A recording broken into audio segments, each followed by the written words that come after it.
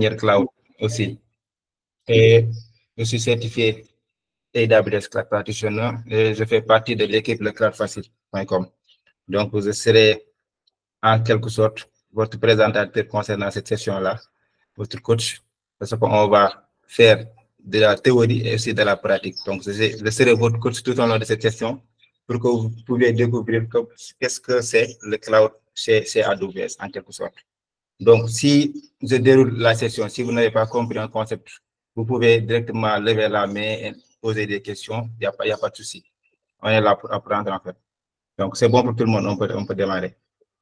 Donc, en termes d'agenda, on va parler un peu d'introduction au cloud computing.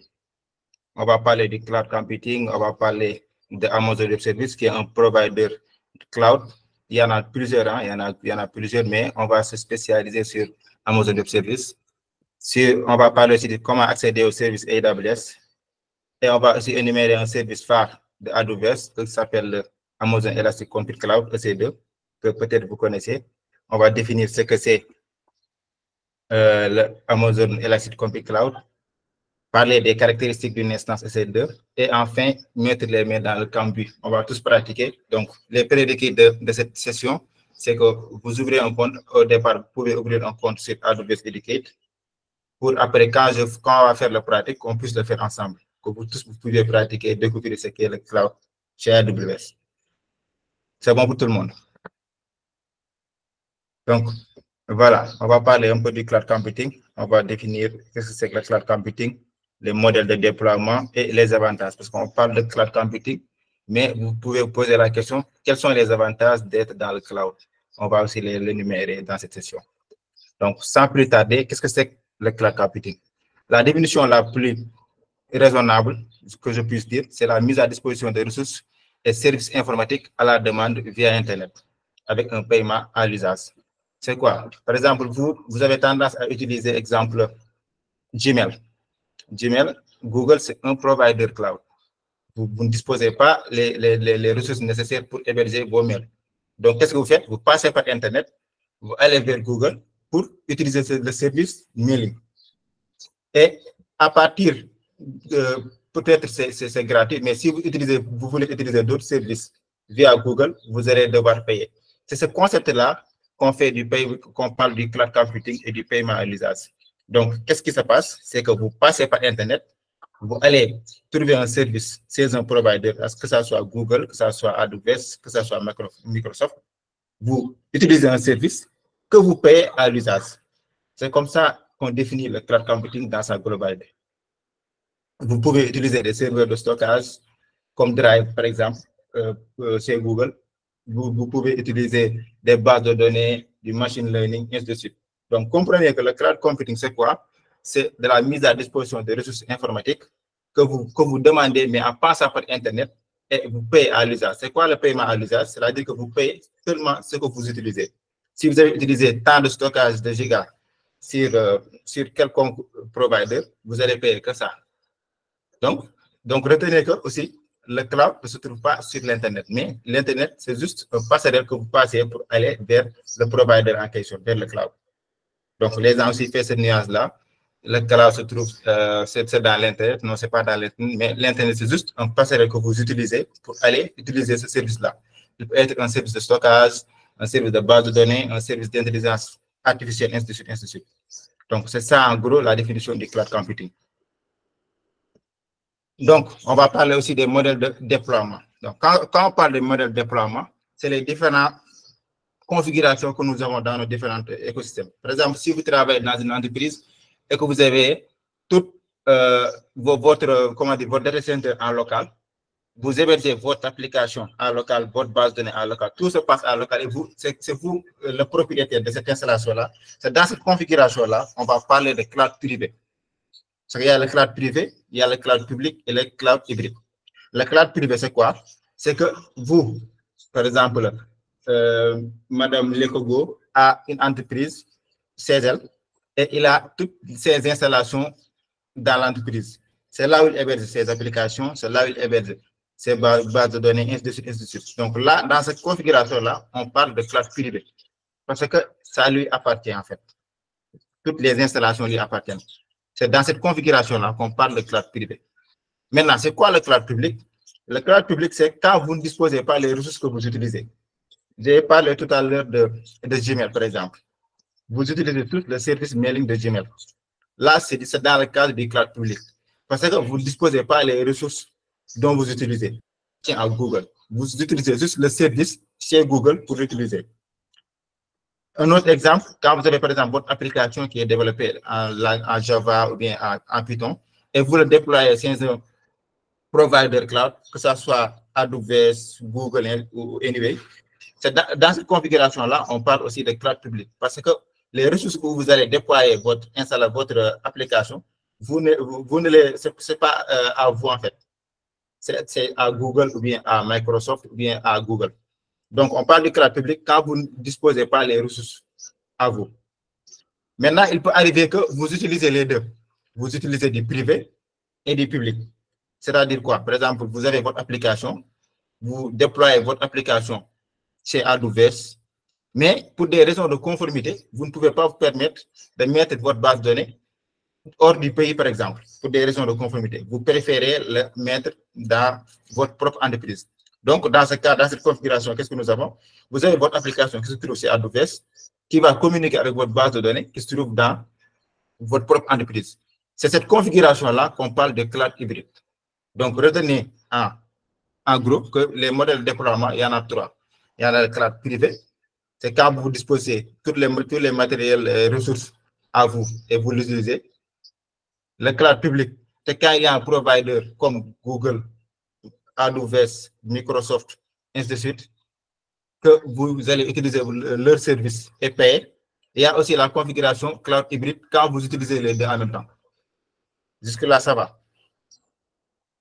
Si c'est bon, vous pouvez mettre des pouces. Si ce n'est pas clair aussi, vous pouvez m'interpeller à tout moment pour que je puisse y revenir. Il n'y a pas de souci. OK, top. Donc, on va parler aussi des avantages du cloud. On parle du cloud, les gens disent le cloud, c'est un peu cher, mais il y a beaucoup d'avantages conséquents en fait. Par exemple, quand vous êtes dans le cloud, on parle des dépenses d'investissement qui vont être remplacées par des dépenses variables. C'est quoi les dépenses d'investissement? Supposons que M. Ba a une entreprise, il peut déployer ses applications, ses bases de données on-premise, c'est-à-dire sur site. Et il ne veut pas aller sur le cloud. Qu'est-ce qu'il va faire? Il va acheter des serveurs, la logistique, il va l'installer, il va assurer l'emplacement, la climatisation, il va tout gérer et même commander des serveurs pour qu'ils viennent à temps, c'est tout un problème. Maintenant, tout cet investissement-là, sur cette dépense d'investissement-là, si M. Ba décide d'aller sur le cloud, n'allez pas penser sur tout ce chemin-là. Il vient juste dire à AWS, par exemple, je veux 3 serveurs, Linux, qui va avoir tant de CPU, tant de RAM, ainsi de suite, je vais déployer mon application. Et en 1 minute, il a tout ça. Donc, les dépenses que tu faisais en mode d'investissement, c'est remplacé à des dépenses variables. Par exemple, tu as besoin de 2 serveurs, tu vas aller chez AWS, tu vas dire que je veux que 2 serveurs. Pas plus. Quand tu veux scaler sur 3, 4 serveurs, tu vas juste demander à AWS de le mettre 3, 4, 5 serveurs. Donc, toutes les dépenses que tu faisais en avant pour investir sur votre data center en local, maintenant, tu ne vas plus le faire. Donc, ça a partie des avantages. Donc, aussi, la capacité adaptée à vos besoins. Supposons que tu veux un data center sur site et tu le commandes, tu as un emplacement, un local, et ainsi de suite. Tu installes tout, tu mets la climatisation. Et il se peut qu'à quelques mois après, tu as besoin de plus. Donc, cette configuration que tu avais là ne te suffit plus. Donc, tu auras besoin d'acheter d'autres serveurs, de faire la logistique, de faire la commande, la validation pour qu'ils viennent, pour qu'ils réinstallent, ainsi de suite. Donc, cette capacité-là, elle n'est pas auto-scaling en fait.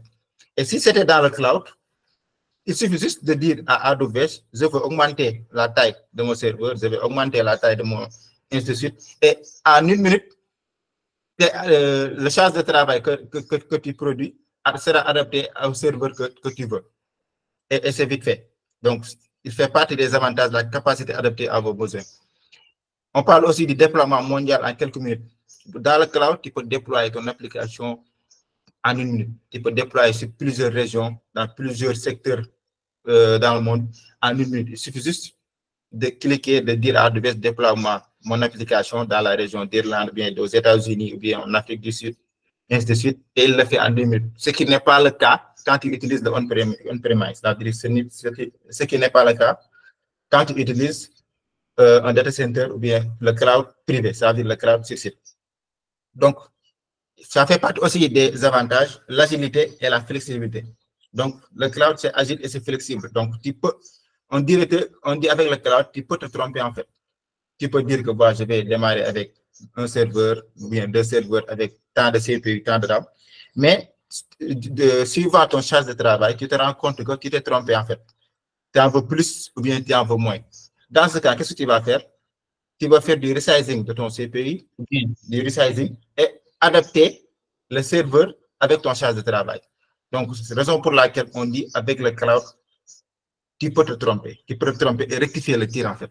Et ce qui n'est pas facile quand on utilise le cloud privé, ça veut dire sur site. L'autre avantage, on parle aussi de plus besoin d'entretenir des centres de données. Quand toute ton infrastructure est sur le cloud, tu n'as plus besoin d'avoir de centres de données on-premise. Ça veut dire que tu n'as plus besoin de faire la maintenance, tu n'as plus besoin d'assurer que la climatisation est bonne, de la sécurité, ainsi de suite. Donc, toutes ces dépenses que tu faisais pour entretenir ton centre de données, c'est maintenant le provider, c'est-à-dire AWS ou bien Google qui va le gérer à ta place. Donc, tu n'as plus maintenant besoin d'entretenir des centres de données en fait. Donc, les avantages du cloud AWS, quand on parle d'AWS, vous pouvez énumérer les dépenses d'investissement remplacées par des dépenses variables, la capacité adaptée à vos besoins, le déploiement mondial en quelques minutes, l'agilité et la flexibilité, et enfin, tu n'as plus besoin d'entretenir tes centres de données. Donc, voici les avantages phares qu'offre le cloud, surtout c'est AWS. C'est bon. Donc, je vous ai tout le temps parlé depuis le début de AWS. J'ai parlé de AWS, c'est un provider cloud. Je peux dire que c'est le provider numéro 1 mondial. Après, on va en venir sur cette section-là. On va parler de l'infrastructure globale et des catalogues de services qu'il offre. Donc, AWS est créé en 2006. C'est une division d'Amazon. C'est la division cloud d'Amazon en fait. Donc, Amazon a plusieurs divisions. Maintenant, AWS, c'est la division cloud, c'est Amazon. Donc, il y a plus d'1 million d'utilisateurs actifs. Et c'est le leader aussi du marché cloud. Ce n'est pas moi qui le dis, c'est devant Microsoft et Google, mais c'est Gartner, c'est une agence de notation statistique qui classe les organismes, en fait, qui ont classé AWS, qui est le leader du marché dans le cloud. Et il offre plus de 200 services qui sont fonctionnels à travers partout dans le monde. Et ils sont présents dans 245 pays et territoires. Après, on va parler comment AWS est présent dans plusieurs pays, l'infrastructure et l'architecture globale, en fait. Il y a une question dans le chat, Karim. Attends, je vérifie. Le déploiement mondial est-il une caractéristique spécifique à AWS? Non, c'est une caractéristique, je peux dire, qui est globale dans le cloud. Mais comme puisque je parle aujourd'hui d'AWS, je parle un peu de la spécificité, je prends en compte la spécificité de AWS. Mais je peux dire que c'est quelque chose qui est de caractère mondial concernant le cloud. Que tu utilises Google, que tu utilises Azure, Microsoft Azure, c'est la même chose. Ce n'est pas la même chose quand tu es on-premise. Quand tu es on-premise, c'est beaucoup plus compliqué. Mais quand tu utilises le cloud, le déploiement mondial est beaucoup plus facile en fait. Tu peux déployer dans plusieurs zones, dans plusieurs régions en même temps. Donc, on va parler de l'infrastructure globale d'AWS. Donc, AWS compte plus de 33 régions et de 105 zones de disponibilité. Les régions, c'est des centres de données qui sont un peu disposés un peu partout dans le monde. Les points bleus que vous voyez là, c'est des régions qui se trouvent un peu partout dans le monde. C'est des centres de données que AWS met en place un peu partout dans le monde. Ça permet, quand par exemple, M. Bar, exemple, qui est au Sénégal, qui va déployer son application, dont les utilisateurs finaux qui vont utiliser cette application-là se trouvent, par exemple, aux États-Unis, il peut le déployer automatiquement aux États-Unis. Ça va diminuer la latence des utilisateurs par rapport à cette application-là, exemple. Donc, AWS dispose plus de 33 régions et 105 zones de disponibilité. Donc, la seule région qui se trouve en Afrique, c'est la région qui se trouve à Cape Town. Donc, Ado-West a une seule région qui se trouve en Afrique. Il comporte plus de 33 régions. Mais si on pose la question à savoir quelle est la région d'Ado-West qui se trouve en Afrique, c'est le Cape Town. Ça se trouve en Afrique du Sud, en fait. Et les régions sont disposées de zones de disponibilité. Par exemple, une région comporte plusieurs zones de disponibilité. Les zones de disponibilité vont contenir plusieurs centres de données et les centres de données vont contenir plusieurs milliers de serveurs. Vous voyez comment il est énorme, la configuration mondiale. Donc, les points rouges là, maintenant que vous voyez, c'est les régions que Ado-West a annoncées. Ils ne sont pas encore officiellement régions, mais ils ont entamé un peu la construction, je peux dire. Mais il n'est pas encore totalement, comment dire comme région, mais ils l'ont annoncé en fait par rapport aux autres régions, par exemple, qui se trouvent au Brésil, en Afrique du Sud, ainsi de suite, en Israël, un peu partout dans le monde. Donc, retenez que la seule région disponible en Afrique se trouve à Cape Town. Et Ado-West comporte 33 régions et plus de 105 zones de disponibilité. Donc, je parle d'une région contient plusieurs zones de disponibilité. Une zone disponible, ça permet, quand vous déployez votre application, que ça soit hautement disponible. Par exemple, une zone de disponibilité, ça contient plusieurs data centers. Exemple, nous au Sénégal, par exemple, on a un data center à Diamniadio. Si vous le voyez bien. Maintenant, cette data center à Diamniadio, quand il va être relié par deux autres data centers, c'est dans ce cadre-là qu'on va parler de zone de disponibilité.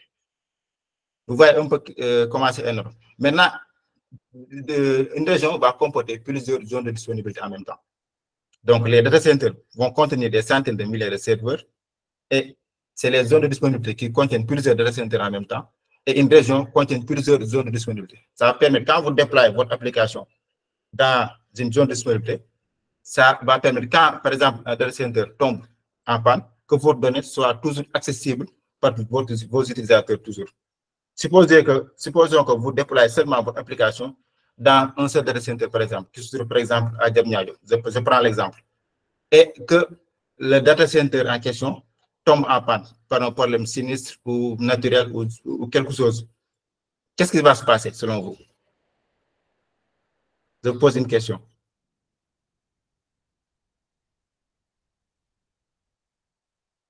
Oui, monsieur Thierry. Oui, si un serveur ou bien un data center tombe en panne, ça veut dire, voilà, on n'aura plus accès aux informations. D'où la raison pour laquelle on a instauré la redondance. Hein. Très bien. Oui. C'est excellent. Raison pour laquelle Ado-West a créé ce qu'on appelle les zones de disponibilité. Donc, une zone de disponibilité contient plusieurs data centers en fait. De ce fait, quand vous déployez votre application, vous n'allez pas le déployer uniquement sur un data center, mais vous allez le déployer sur l'ensemble des zones disponibles. C'est-à-dire sur plus de 3 data centers, exemple. Maintenant, si ce data center tombe en panne, les autres data centers vont prendre toujours le relais. Ça veut dire que votre application sera hautement disponible. Il n'y aura pas de coupure de votre application avec vos utilisateurs, en fait. C'est ça la notion de zone de disponibilité. Maintenant, quand vous déployez votre application dans une région, ça veut dire que cette région-là contient plusieurs zones de disponibilité. C'est ça la notion de zone de disponibilité et de data center, en fait. C'est bon pour tout le monde? Il y en a une question dans le chat. Le choix d'une région se fait au hasard ou il y a des conditions à respecter? Ça n'arrive pas à comprendre. Ah, ok. Donc, le choix d'une région, comme je disais tantôt, par exemple, toi, qui a posé la question, Monsieur El Mansour, par exemple, tu as développé ton application. Mais ceux qui utilisent ton application se trouvent en Europe. Ado-West a une région en Europe, comme il y a des régions aux États-Unis bien au Brésil. Est-ce que c'est optimal de déployer ton application en Afrique du Sud, par exemple? Non. Pourquoi? Parce qu'il y a tous les utilisateurs de votre application qui se trouvent en Europe. Donc, Ado-West a mis en place ça pour que vous ayez au problème de latence. Par exemple, si vous déployez votre application au Brésil, or que tous vos utilisateurs se trouvent en Europe, il y aura un problème de latence en fait. Est-ce que vous comprenez un peu? Et aussi, il y a des problèmes de conformité. Par exemple, certaines régions selon des politiques de conformité et différentes d'autres raisons, par exemple. Et des problèmes aussi de prix et de taxes, en fait. Par exemple, quand vous déployez sur le Brésil, c'est pas, vous ne payez pas la même chose quand vous déployez, par exemple, en Irlande, exemple. Donc, plusieurs choix fait que tu peux dire, bon, je choisis de déployer mon application sur telle région ou bien sur telle. Concernant l'Afrique, je ne sais pas, est-ce qu'il y a plusieurs utilisateurs qui déploient en Afrique, en Cape Town? Cela va de soi, comme dire des utilisateurs, en fait. En Afrique, en Europe, on est AWS à plusieurs clients, peut-être en Europe qu'en Afrique. Peut-être ça peut l'expliquer, en fait. Déployer comment faire pour déployer le AWS? C'est ce que je viens de... Bon, c'est une question que Ibrahim Danso a posée. Il dit, comme il est au Sénégal, comment faire pour déployer le AWS? On va, après le cours théorique, on va déployer ensemble sur AWS. Hein? On va déployer. Vous pouvez tous me suivre pour voir comment le déployer. Donc, ces questions, je peux les garder jusqu'à la fin pour qu'on puisse le faire ensemble, si c'est bon. Donc, AWS propose plus de 200 services, en fait. Il y a plus de 200 services qu'il s'ouvre. Il y a des services de calcul. Amazon EC2 que nous allons voir. Amazon EKS pour la gestion Kubernetes. Il y a les services de base de données Amazon RDS pour les bases de données relationnelles. DynamoDB pour les bases de données documents. L'intelligence artificielle, le monitoring, CloudWatch, ça permet de monitorer votre infrastructure à travers des métriques, en fait. Des services de migration, si vous voulez migrer vos données d'un tel service à un autre, ou bien d'un tel provider à tel, ou bien sur site vers cloud, ainsi de suite, il y a des services que AWS met en place pour pallier à ça. Et il y a des services qu'on appelle identité et sécurité, le certificate manager qui gère les certificats et les identités access management qui gère les identités et les accès au sein même d'AWS. Donc, il y a plus de 200 services pour lesquels, quand vous passez la certification, par exemple, chez nous, chez le Cloud Facile, la certification peut se faire en 2 mois, par exemple, ou bien en 2-3 mois, parce qu'il y a plus de 200 services que vous allez être évalués au jour de la certification, en fait. Donc, vous avez raison pour laquelle vous ne pouvez pas le faire en 1 semaine, 2 semaines, et ainsi de suite, parce qu'il y a plusieurs services à comprendre, plusieurs services à connaître sur leur fonctionnement, et ainsi de suite. Donc, on va parler, il y a d'autres questions. Non, c'est bon pour le moment. Donc, on va parler sur comment accéder aux services AWS. Donc, il y a 3 façons d'accéder aux services AWS. Il y a ce qu'on appelle l'accès par console, ce que nous allons utiliser après quand on va faire le TP. L'accès par console, c'est ce que nous allons utiliser après. Il y a l'accès par command line interface, qui est la ligne de commande, et l'accès programmatique, qui est kit de développement SDK. Donc, l'accès par console, le console, c'est juste une interface web qui est accessible avec un navigateur, quoi, qui ouvre Google, qui tape aws.amazon.com, tu se connectes, tu as le console. Et tu as tous les services qui sont disponibles. Quand tu peux déployer, tu veux utiliser un service Amazon EC2, tu lances le service EC2 et tu déploies ton application. Ainsi de suite, ainsi de suite. Mais ce n'est pas recommandé en prod.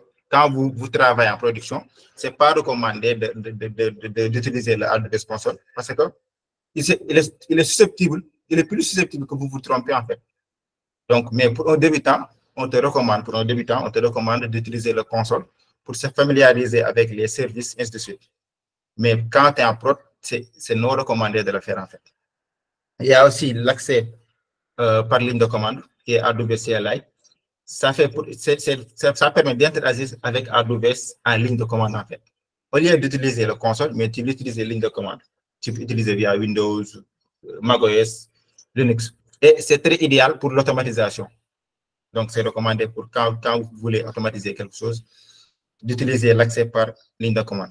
Il y a aussi l'approche kit de développement SDK. Cela veut dire que permet de développer des applications qui utilisent des services AWS, par exemple. Quand vous développez une application en Java ou bien en Python, qui utilise des services chez AWS, donc vous pouvez utiliser cette approche-là. Ça supporte plusieurs langages. le C++, le Java, le .NET, le Python, ainsi de suite. Ça, c'est pour plusieurs langages. Donc, si vous utilisez cette méthode-là en développement logiciel, ça permet que vous êtes en train d'utiliser des services d'AWS que vous allez utiliser pour votre application. Donc, retenez bien, pour accéder aux services AWS, il y a 3 façons d'y accéder. Le console, qui est un navigateur, qui est une interface web que vous allez y accéder via un navigateur web. Il y a le command line interface, qui est accès par ligne de commande, surtout pour l'automatisation, et le kit de développement SDK pour les développeurs quand vous développez une application qui va interagir avec des services AWS. C'est bon jusque-là. Donc, on va parler de ce service-là, Amazon Elastic Compute Cloud, qui est un service d'AWS. C'est le service de calcul dont je vous parlais tout à l'heure. C'est le service de calcul dont je vous parlais tout à l'heure. Donc, on va définir le service en question et on va les caractériser suivant l'Amazon Image, le volume EBS. C'est tout ce qui caractérise en fait ce service-là. Donc, c'est quoi Amazon Elastic Compute Cloud? Excusez-moi. Ça fournit des serveurs de calcul dans le cloud AWS. C'est quoi un serveur de calcul? Ça veut dire que vous voulez déployer votre application, vous ne pouvez pas le déployer comme ça. Vous allez utiliser un service. Ce service que vous utilisez là, chez AWS, s'appelle Amazon EC2. Donc, vous utilisez le service, vous définissez sur ce service-là que vous voulez que ça soit, qu'il y a une capacité de temps de CPU, de temps de mémoire, qui utilise un système d'exploitation Linux ou bien Windows ou macOS.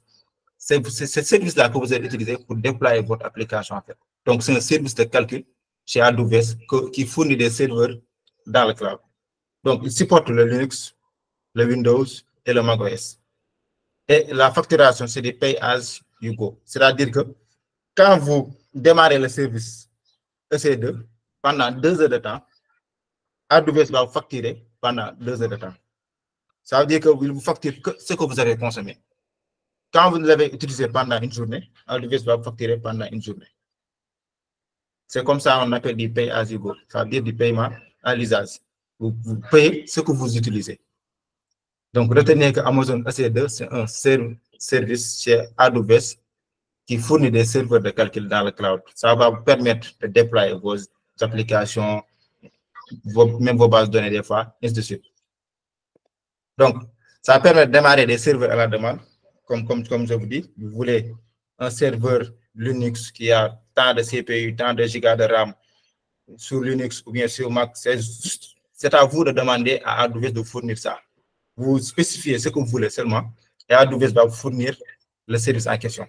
Et maintenant, vous pouvez installer et déployer vos applications partout dans le monde. Si vous voulez déployer en Afrique, en Amérique, en Europe, ainsi de suite, Asie, c'est juste à toi de le définir. Donc, ça permet de déployer, installer et de déployer vos applications. Et vous pouvez aussi choisir la taille des serveurs. Par exemple, vous pouvez dire que, bon, je déploie une application qui peut-être qui va consommer un peu. Je veux que ça soit 8 CPU et 16 Go de mémoire, par exemple. Et dans ce cas-là, il suffit juste de le spécifier à AWS et il met la taille de votre serveur-là à 8 CPU et 16 Go de mémoire. Et même s'il se trouve que vous étiez trompé sur la taille, vous voulez l'augmenter, c'est possible. Vous faites du resizing. Après, on va le faire sur le TP, ce qu'on appelle du resizing. Vous allez augmenter la taille de vos serveurs pour qu'ils puissent, accepter les charges de travail de ton application. Donc, c'est ça le service Amazon EC2 en fait. Jusque-là, ça va. Il n'y a pas de question.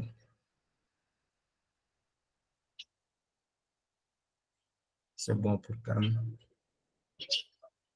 Ok, top. Les autres, c'est bon. Si ce n'est pas clair, vous pouvez m'interpeller. Hein. Il n'y a pas de souci. Oui. Kevin. Non, désolé, je voulais dire c'est bon. Ah, ok, top. Top. Donc, on va continuer alors. C'est bon. Hein? Donc, on va parler des caractéristiques d'une instance. Une instance est caractérisée, ce qu'on appelle du nom et du tag. Ça permet d'identifier en fait l'instance qu'on est en train, le service, je veux dire l'instance qu'on est en train d'utiliser. Et si vous êtes en développement, ou bien en production, ou bien en test, c'est ce nom et le tag là qui va vous permettre de nommer votre instance. Donc, c'est caractérisé de nom, de AMI, on va en venir, de volume OBS, de type d'instance, de public et de privé IP, de sécurité groupe, de KPR et de sous-réseau. Donc, on va venir en détail sur toutes les caractéristiques là que je viens d'énumérer. Le nom, c'est juste une appellation qu'on va donner à notre instance. Qu'on va lancer, on va dire notre instance va s'appeler par exemple serveur web, qui va, bon, ça sera en mode développement, on va le taguer en développement, ainsi de suite. C'est ça qu'on appelle le nom. Maintenant, le AMI, c'est l'image à partir de laquelle est lancée une instance EC2. C'est l'image, en fait. C'est le template de base. Ça contient toutes les informations, telles que le système d'exploitation, les volumes de données, les autorisations de lancement, ainsi de suite. Toute cette, comment dire, ces informations-là se retrouvent dans l'AMI. Maintenant, c'est à partir de cette AMI-là que vous lancez une instance. Exemple, quand vous avez l'habitude d'utiliser, exemple, VMware ou VirtualBox, quand vous voulez lancer une machine Linux, qu'est-ce que vous faites? Vous allez trouver une image ISO, par exemple, Linux.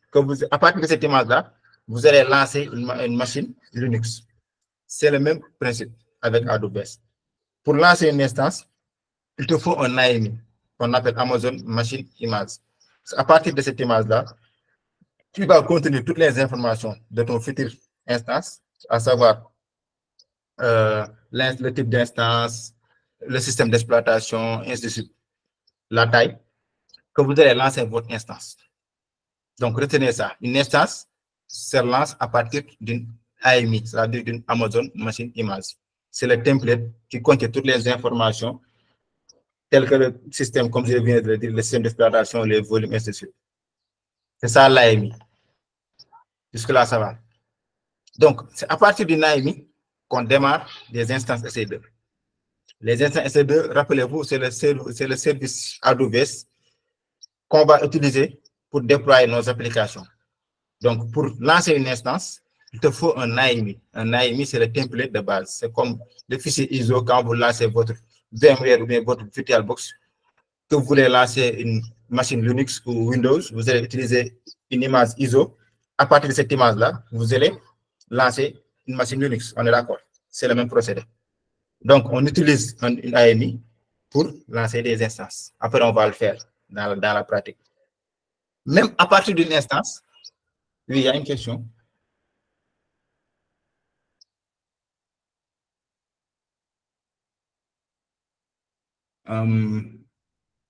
Donc, une instance est comme un outil de virtualisation et une AMI est comme une OS. Je ne disais pas ça. Une instance, c'est un service de calcul. C'est un service de calcul où on va déployer notre application. Maintenant, l'AMI, pour un peu revenir à ta logique, l'AMI, quand par exemple vous démarrez, vous avez une fois utilisé par exemple VirtualBox ou bien VMware, ainsi de suite. Ça, c'est l'hyperviseur en fait. Maintenant, qu'est-ce que fait vous voulez dans votre système, vous voulez lancer une machine Linux par exemple. La machine Linux que vous lancez, c'est l'instance, je peux dire que c'est l'instance. Maintenant, vous lancez à partir d'une AMI. L'AMI que vous lancez, c'est une image ISO que vous avez trouvée quelque part, que vous allez utiliser pour lancer votre instance EC2, votre machine Linux. C'est le même procédé. Les AMI sont disponibles sur AWS et sur le marketplace. Maintenant, pour lancer une instance EC2, soit une instance EC2, c'est une machine. C'est une machine en fait. Ça peut être sous Linux, ça peut être sous Windows, ça peut être sous Mac. Maintenant, vous allez utiliser une image adaptée à vos besoins, par exemple une image Linux, vous lancez à partir de cette image-là pour obtenir une machine Linux. C'est ça en fait. OK, merci. Donc, je disais qu'à partir de cette instance-là aussi, tu peux créer une autre image, une autre AMI. Par exemple, vous avez utilisé image ISO pour lancer une machine Linux sur votre machine VirtualBox. Maintenant, vous voulez une autre image à partir de cette machine-là. Qu'est-ce que vous allez faire? Vous allez créer une autre image à partir de cette machine-là. C'est le même procédé. À partir de cette instance-là, par exemple, vous avez créé une machine Linux chez AWS et vous voulez une image à partir de cette AWS-là. Qu'est-ce que vous allez faire? Vous allez créer une AMI à partir de cette instance-là. C'est que cette image montre là. Excusez-moi.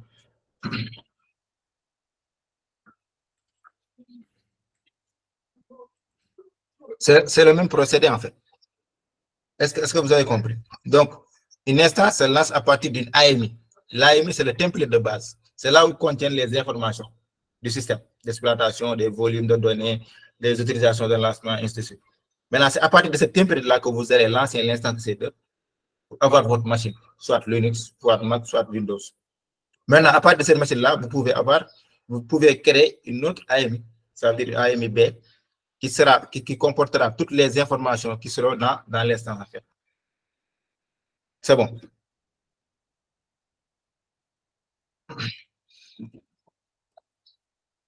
Maintenant, on va parler des volumes EBS. Le volume EBS, c'est le stockage, je peux dire le stockage de l'instance EC2. Par exemple, votre machine, j'ai l'habitude de faire l'analogie avec ce que vous utilisez au quotidien pour que vous puissiez comprendre. Vous avez votre machine, vous avez un disque dur où vous allez installer, par exemple, votre système d'exploitation. C'est le disque local C, comme nous tous nous le savons. C'est le même procédé ici avec, je peux dire que c'est le même procédé avec AWS. Quand vous lancez une instance, il y a ce qu'on appelle un volume racine EBS. C'est ce volume-là qui contient le système d'exploitation de l'instance. C'est là où le système d'exploitation est installé en fait. C'est le volume racine. Maintenant, il peut y avoir d'autres volumes additionnels qu'on appelle le volume EBS additionnel. C'est comme le disque local D, je peux dire. Quand vous avez votre machine, vous avez votre disque local C, c'est là où il est installé votre système d'exploitation. Il se peut que vous voulez notre disque beaucoup plus grand. Qu'est-ce que vous allez faire? Vous allez ajouter un autre disque. Ce disque-là que vous ajoutez, c'est AWS, on appelle ça du volume EBS additionnel en fait. Donc, le volume EBS, c'est le stockage de l'instance EC2. On peut y avoir deux volumes. Le volume racine, qui est le volume qui est attaché à l'instance, ce qu'il comporte, il contient le système d'exploitation. Il y a aussi plusieurs volumes additionnels, parce qu'il peut y avoir plusieurs volumes additionnels. Est-ce que c'est bon? C'est bon pour tout le monde? Oui, M. Thierry. Oui, s'il te plaît, est-ce que tu peux encore bien expliquer cette notion de EBS? C'est Elastic Block Storage, non? Elastic Block Store. Oui, est-ce que tu peux encore bien expliquer cela? Parce que je n'ai pas bien saisi ça, si c'est possible, s'il te plaît. D'accord, il n'y a pas de souci. Merci Thierry. Donc, je disais que le volume EBS, c'est le stockage de l'instance. Par exemple, comme votre machine physique que vous utilisez chez vous. Vous avez votre machine, la machine, il y a un système d'exploitation qui se trouve là-dessus. Maintenant, sur la machine, il y a ce qu'on appelle un disque dur. C, disque local C. Le disque local C, c'est le disque local C qui contient votre système d'exploitation. Et il se peut que vous ajoutez d'autres disques sur votre machine pour des problèmes d'extensibilité. Exemple. C'est dire que c'est le même contexte. Sur l'instance EC2, le volume EBS, c'est le stockage de l'instance. C'est là où l'instance stocke les données, en fait. Il y a ce qu'on appelle maintenant le volume racine de l'instance et les volumes additionnels. Le volume racine, c'est là où contient le système d'exploitation de l'instance. Par exemple, si vous démarrez une instance Linux, cette installation-là va être stockée sur le volume EBS racine. Maintenant, il peut y arriver que vous voulez d'autres volumes EBS additionnels. Dans ce cas, qu'est-ce que vous allez faire? Vous allez ajouter d'autres volumes EBS pour l'attacher à votre instance. Mais ces volumes-là ne vont pas contenir votre système d'exploitation, mais juste vont contenir vos données. Comme ce que vous faites avec votre machine. Chez vous, quand vous avez votre machine et un disque local, un disque dur qui se trouve dans la machine, et à un moment donné, vous voulez augmenter où vous mettrez vos données, qu'est-ce que vous allez faire? Vous allez acheter un disque dur externe et vous allez le connecter à votre machine qui va servir de stockage de données. C'est le même concept ici. Est-ce que tu as compris? Ok, top. Je t'en prie. Ok, c'est un peu ça. Ok, on va continuer. Donc, il y a aussi ce qu'on appelle le type d'instance. Donc, il y a plus de 500 types d'instances. Le type d'instance, c'est quoi? Quand on parle d'instance, c'est les capacités de l'instance. Les capacités, c'est quoi?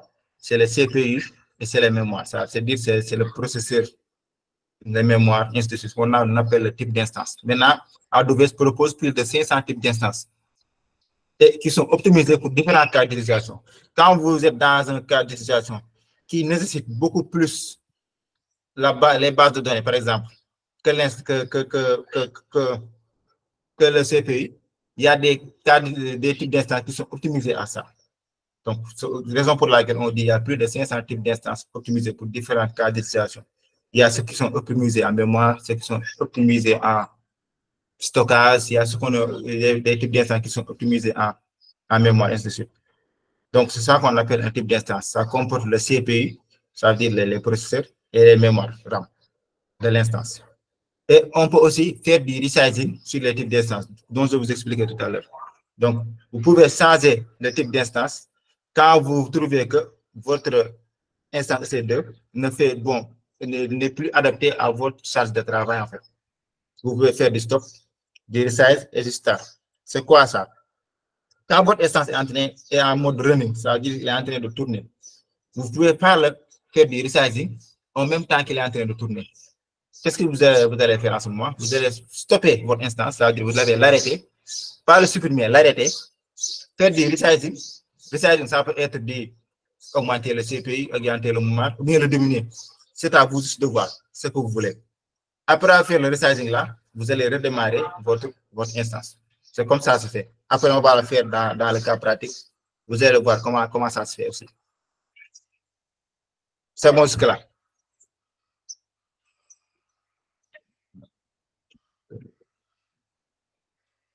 OK.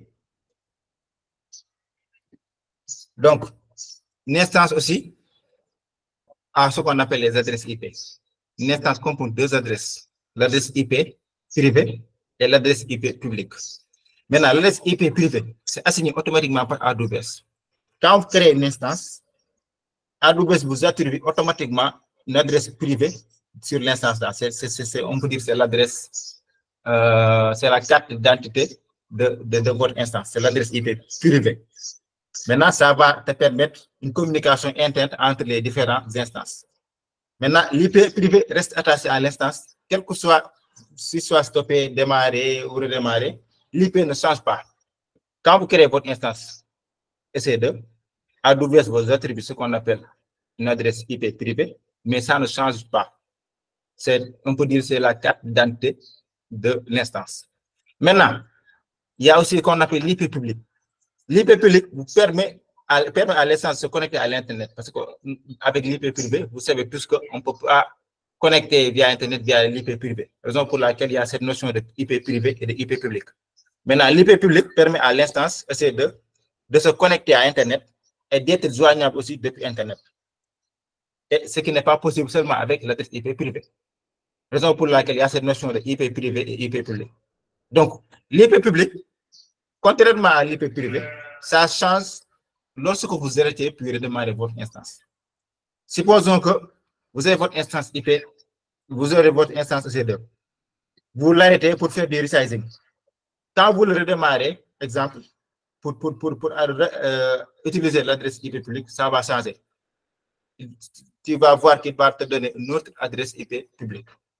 Maintenant, si vous voulez pallier à ça, si vous voulez que votre adresse IP publique ne change pas, ne change jamais, là, vous allez faire recours à un service qu'on appelle Elastic IP, que AWS fournit, pour que vous puissiez avoir une IP publique fixe. Est-ce que vous comprenez jusque-là? Donc, retenez que quand vous démarrez votre instance, il y a ce qu'on appelle des IP privés et des IP publics. L'IP privé, c'est assigné automatiquement par AWS et va vous permettre la communication interne entre les différentes instances qui se trouvent dans le subnet, dans le sous-réseau et dans les différents composants du VPC, exemple. Maintenant, l'IP privé reste attaché à l'instance. Ça ne change pas, quel que soit si l'instance est stoppée, redémarrée ça ne change pas. Contrairement à l'IP public, ça va permettre à l'instance de se connecter à l'Internet et d'être joignable aussi depuis l'Internet. C'est bidirectionnel. Et l'IP public change lorsque vous arrêtez votre instance EC2. Donc, quand vous arrêtez votre instance EC2, l'IP public va changer. Et maintenant, si vous voulez, pour X raison, que votre IP public ne change plus, vous allez faire recours à ce qu'on appelle du Elastic IP. C'est un service dont AWS fournit qui va permettre que votre adresse IP publique va être fixée maintenant. C'est bon jusque-là.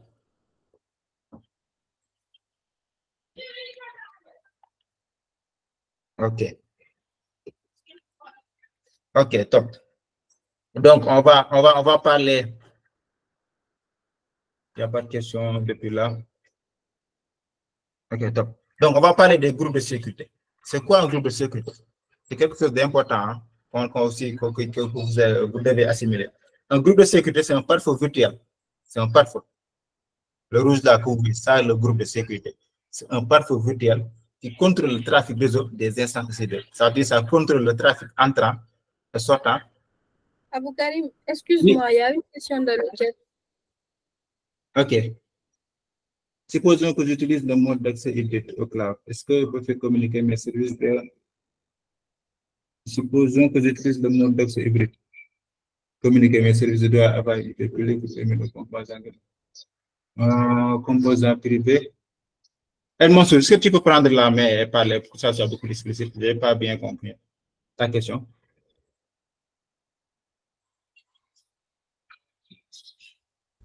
Alors, oui. Oui, en fait, ma question, elle est la suivante. Donc, je disais que si j'utilise le mode d'accès hybride au cloud, pour faire communiquer mes services, est-ce que je dois absolument avoir l'IP public? Effectivement. Ok, d'accord, merci. Donc, je vais poursuivre. Après, vous pouvez, quand vous avez votre question, ou bien vous pouvez m'arrêter à tout moment pour poser des questions. Il n'y a pas de souci.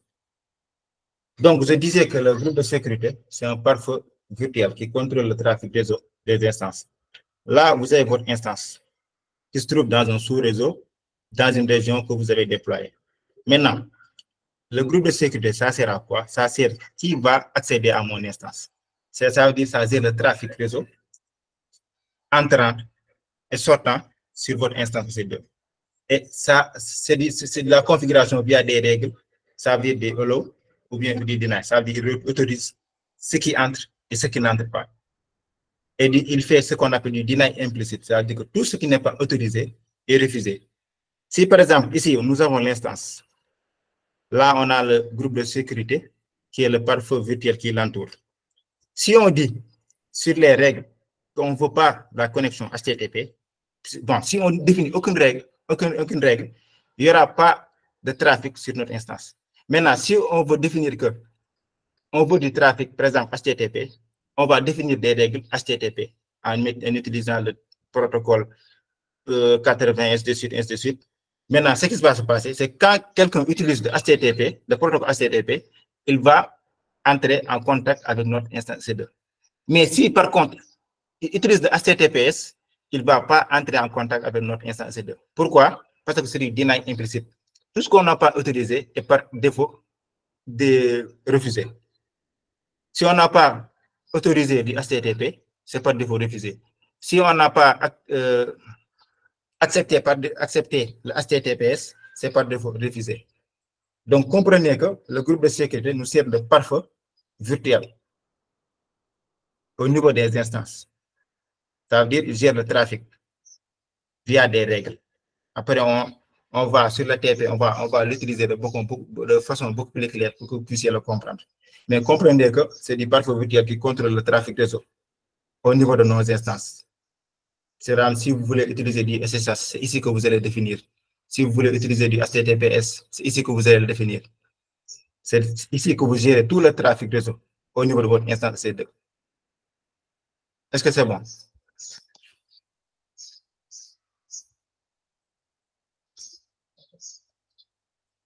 Les autres, c'est bon pour tout le monde? Ok, top. Top. On va parler aussi des paires de clés. Les paires de clés permettent de se connecter aux instances EC2 que vous lancez en fait. Ça permet de se connecter aux instances EC2 que vous lancez. On a deux paires de clés. On a la clé publique et la clé privée. Donc, une clé paire est composée d'une clé privée et d'une clé publique. Il faut le retenir. Donc, la clé publique est stockée au niveau de l'instance. La clé publique est stockée au niveau de l'instance. Maintenant, quand vous lancez votre instance, vous allez télécharger votre clé privée.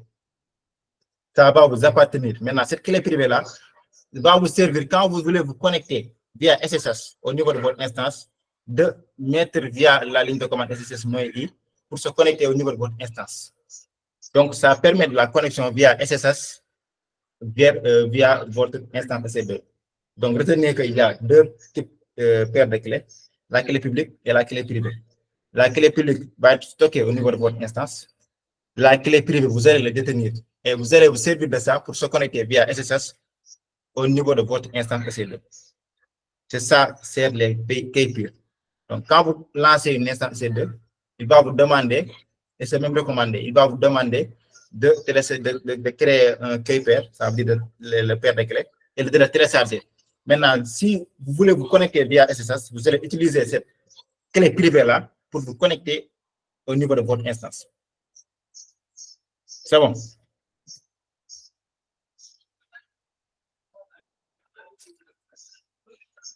OK. Donc, on va parler aussi des subnets. Les subnets, c'est les sous-réseaux. Donc, une instance EC2 s'exécute dans un sous-réseau au sein d'une zone de disponibilité. Donc, vous ne pouvez pas venir lancer votre instance hors d'un sous-réseau ou bien hors d'un VPC. C'est impossible. Je ne vais pas trop loin sur la notion VPC réseau sur le cloud parce que ce n'est pas le sujet. Mais il faut juste comprendre que une instance EC2 s'exécute dans un sous-réseau, c'est-à-dire dans un subnet au sein d'une zone de disponibilité. Donc, il faut l'avoir en tête. Donc, vous pouvez lancer plusieurs instances EC2 dans le même subnet, il n'y a pas de souci. Dans un même sous-réseau, vous pouvez lancer plusieurs instances EC2. Donc, pour les notions de sous-réseau, il y a des sous-réseaux publics, il y a des sous-réseaux privés. Donc, cette session-là, on ne parle pas de réseau parce que la notion de réseau, c'est un peu plus large. Il y a les notions de VPC à comprendre, des subnets, ainsi de suite. Il y a beaucoup de notions à comprendre, raison pour laquelle, peut-être après sur les autres sessions, on va y revenir en détail sur les réseaux, c'est AWS, le Virtual Private Cloud, le VPC. Mais ce que vous devez retenir, c'est que, comme on parle du service EC2, que les instances EC2, on les déploie dans des sous-réseaux, dans des subnets. C'est la même chose. Subnet, c'est en anglais, sous-réseau, c'est en français. Donc, il faut l'avoir en tête. Jusque-là, ça va. Donc, avec tout ce que je viens de dire là, maintenant, pour lancer une instance, il faut choisir l'AMI, c'est les étapes à suivre. Il faut choisir l'AMI. L'AMI, c'est quoi? C'est le template de base qui va contenir toutes les informations de notre future instance qu'on va lancer, à savoir le système d'exploitation, les volumes de données, ainsi de suite. Toutes les caractéristiques qui vont composer notre future instance va se contenir sur l'AMI. Donc, pour lancer une instance EC2, il te faut une AMI. Il te faut choisir aussi le type d'instance. Le type d'instance, c'est quoi? Tu peux dire que je veux un type d'instance avec 2 CPU, 3 Go de mémoire, ainsi de suite. C'est les caractéristiques concernant le processeur et les mémoires. Donc, pour lancer une instance, il te faut un AMI et choisir le type d'instance. Et en même temps, après, choisir une paire de clés. Les paires de clés, c'est quoi? Ça va te permettre de se connecter via SSH au niveau de votre instance, avec 2 clés, si vous vous rappelez bien, la clé publique et la clé privée. La clé publique va être stockée au niveau de l'instance et la clé privée, tu vas le télécharger. Quand tu vas te connecter au niveau de l'instance, tu vas utiliser cette clé privée-là pour se connecter à l'instance. Il y a les configurations des paramètres réseau. Comme je vous disais tantôt, une instance EC2, on le déploie dans un subnet, c'est-à-dire dans un sous-réseau. On ne peut pas venir et le déployer n'importe où. Raison pour laquelle on le déploie dans un sous-réseau. En même temps, il faut configurer le stockage. Le stockage, c'est quoi? C'est les volumes EBS. Il y a le volume EBS racine et les volumes EBS additionnel. Le volume EDS, c'est quoi? Ça permet de stocker le système d'exploitation de l'instance et toutes les données que tu vas écrire sur l'instance va être stocké sur le volume EDS. C'est un peu comme le disque dur de votre ordinateur. Configurer les détails avancés. Les détails avancés, c'est quoi? C'est quand vous voulez, par exemple, en lançant une instance, il te crée en même temps, par exemple, des user data pour créer un site web. On va le faire après. Un site web, mais configuration, configurer un serveur en même temps. Ça, on le fait dans les configurations des détails avancés. Et maintenant, vous pouvez lancer l'instance. Maintenant, quand vous lancez votre instance, il prend un peu de temps, 0 à 2 minutes, pour que ça soit totalement opérationnel. Quand il est opérationnel, vous verrez que vous verrez cette écriture-là, instance en cours d'exécution. Ça veut dire que votre instance est en train de démarrer normalement, il n'y a pas de souci. Si vous voulez changer de type d'instance ou bien vous voulez arrêter votre instance, vous pouvez stopper votre instance. Vous voulez sur action, vous stoppez votre instance selon X raisons. Maintenant, si vous n'avez plus besoin de cette instance-là, vous pouvez le supprimer totalement. Donc, c'est ça ce qu'on appelle le cycle de vie de la création d'une instance EC2. Est-ce que vous avez des questions?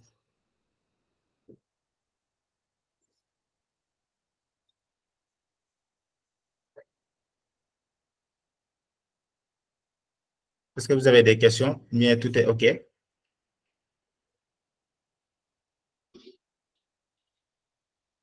OK, c'est top. Donc, c'est un peu la théorie que je viens d'énumérer sur l'instance EC2, sur le cloud computing. Après, on va faire la pratique.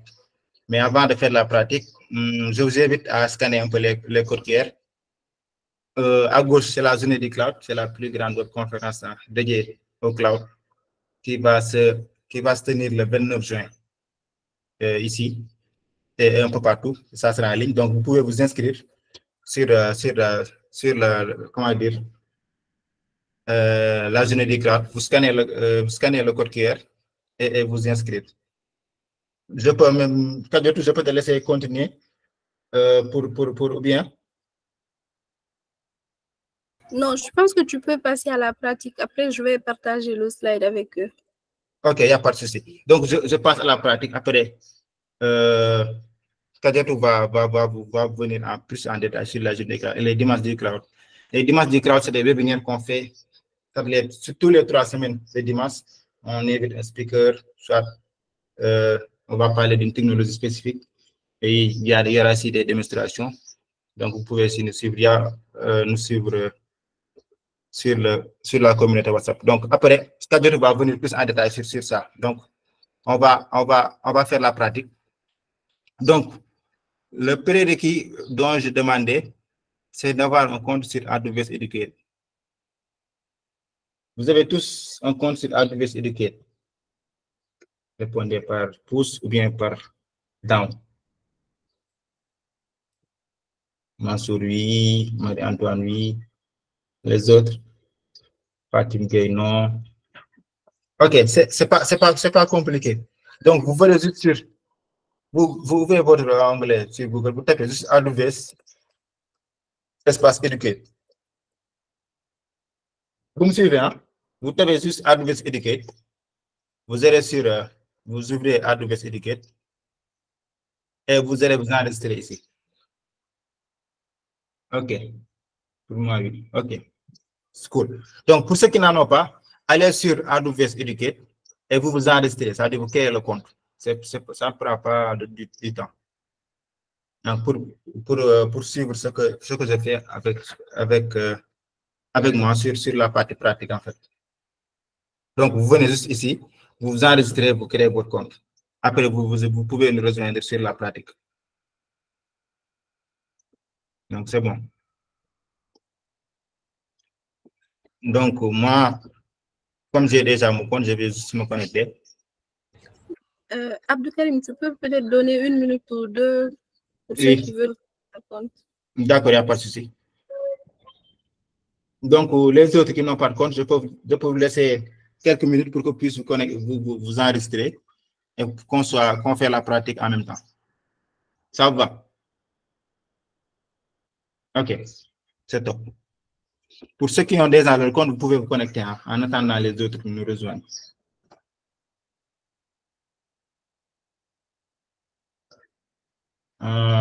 Si vous avez des questions ou bien des choses que vous voulez que je revienne, en attendant que les autres finissent, je pense que c'est le moment aussi.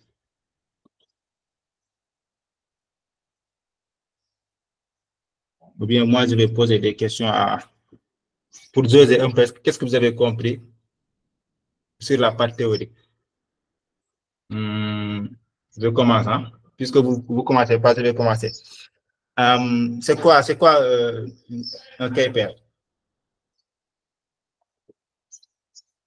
Réponse à 5 millions. Après, Kadiotou va vous donner vos 5 millions si vous avez trouvé. J'attends ma réponse. C'est quoi le KPR? Vous pouvez désactiver vos micros et répondre automatiquement. Bonjour, je vais tenter de répondre. Oui, vas-y. Donc, c'est une paire de clés qui est générée lors de la création d'une instance qui nous permet de nous connecter sur notre instance AWS. OK, c'est top. Je sais que tu as tes 5 millions. Après, tu vas le réclamer auprès de Kadiotou. D'accord. Une autre question. Il y a combien d'adresses IP qui vont, par exemple, quand vous créez votre instance EC2, il y a combien d'adresses IP? Selon ce que j'ai expliqué, quoi, en termes basiques. Oui, M. Thierry, tu as levé la main. Oui, disons, on a dit qu'il existe deux types d'adresses IP. Il y a le privé et le public. Et en ce qui concerne la quantité, je pense que la quantité, c'est illimitable. Hein? Awesome. La question, c'est non, je n'ai pas précisé la question, c'est combien de types d'adresses IP existent en fait. Combien de types? Oui, c'est un peu ça. Donc, tu as répondu à la question. Tu n'auras pas 4 millions, tu auras 2 millions. Merci. Kadiotou va servir de ça. Donc, les KPL, c'est l'adresse IP publique et l'adresse IP privée. Le IP privé, c'est adressé automatiquement quand on crée l'instance. L'adresse IP publique va te permettre d'aller vers Internet et vice-versa, bidirectionnellement. On appelle aussi, n'oubliez pas, l'adresse IP élastique. Si vous voulez que votre adresse IP publique ne change pas quand vous arrêtez vos instances et tout. Donc, il faut aussi le retenir. Super, super. C'est top. Super. C'est top. Je pense que je vais passer à une autre question avant qu'on fasse la pratique. C'est quoi un groupe de sécurité? Question à 10 millions. Hein? Bon, le groupe de sécurité, c'est un parcours virtuel qui permet de gérer un peu les trafics, le temps et sortant par rapport à notre instance. Super.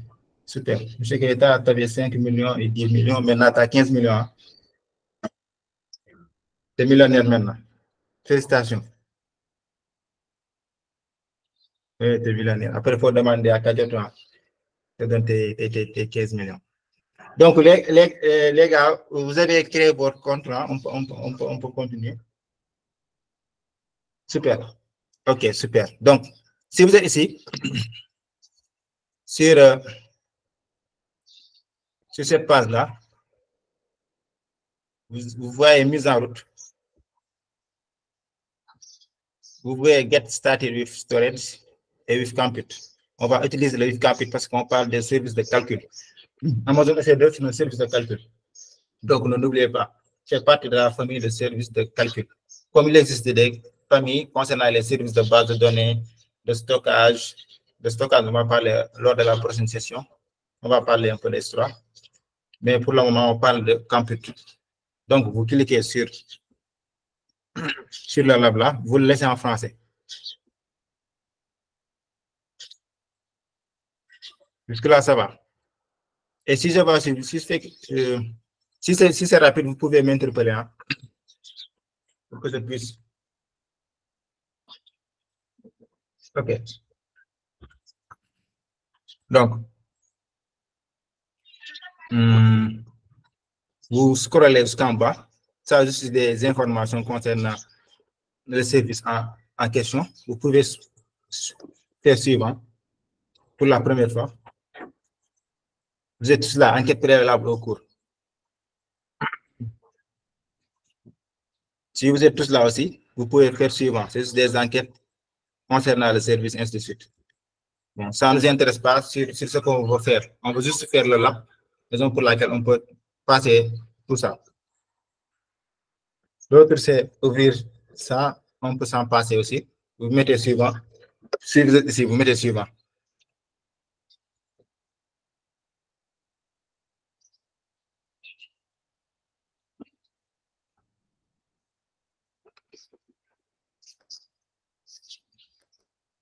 C'est bon, vous êtes tous là. Guide de l'atelier, prenez pas avec le calcul, ainsi de suite. Vous pouvez mettre aussi suivant pour gagner un peu du temps. Parce qu'il ne reste pas beaucoup de temps. On doit mettre les mains dans le cambio, comme on dit. Donc maintenant, si vous êtes là, ouvrir Getting Started with Compute, atelier dans une nouvelle fenêtre. C'est cet atelier-là que vous allez ouvrir dans une nouvelle fenêtre. C'est bon, vous êtes tous là. Getting Started with Compute, atelier. Si vous êtes là, vous pouvez l'ouvrir, l'atelier dans une nouvelle fenêtre. C'est bon pour tout le monde. Si vous êtes là, vous pouvez ouvrir. Ça va l'ouvrir sur une nouvelle fenêtre. Vous allez voir ça. C'est bon, vous êtes tous là. Vous pouvez le mettre en français pour le moment. Après, il y a une étape que je vais vous demander de mettre en anglais pour des raisons. C'est bon, vous êtes tous là, les gars?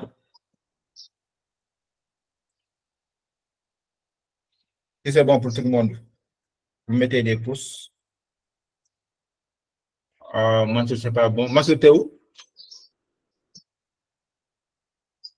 Ou bien, tu es toujours en train de créer le compte?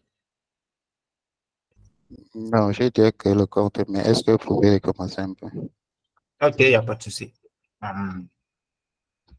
Si vous êtes là, vous êtes à quel niveau? Ici.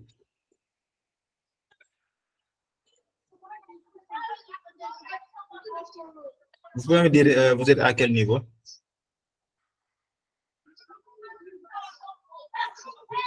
Si vous êtes ici, vous cliquez sur Getting Started with Compute. Donc, vous venez sur mise à route. Il y a 5 qui peuvent scroller après le cours, on a la vidéo bien. Oui, la vidéo sera partagée sur YouTube. Vous aurez également le slide aussi. Super. Kadib, tu as lancé le recording, c'est ça? Oui, c'est ça. Super. Vous aurez la vidéo après. Donc, El Mansour, si vous êtes là, tu cliques sur mise en route. Tu as plusieurs labs. Tu as le networking, tu as le database, tu as le compute, tu as le storage. Tu cliques sur le compute. Parce que Amazon c'est un service de calcul. Donc, tu cliques sur compute. Quand tu cliques sur compute, il va t'ouvrir une fenêtre qui va se ressembler à ça. Maintenant, il y a plusieurs étapes. La première partie, il va te parler des préambules concernant le service institut. Tu n'as pas besoin de ça. Tu peux cliquer sur suivant et aller jusqu'à la page où il te dit Getting Started with Compute Atelier. Et tu l'ouvres sur une nouvelle fenêtre. C'est bon.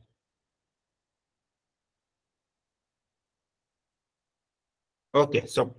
Donc, quand tu l'ouvres sur une nouvelle fenêtre, tu auras ça. Cet atelier, voici l'atelier. C'est démarré avec Amazon EC2.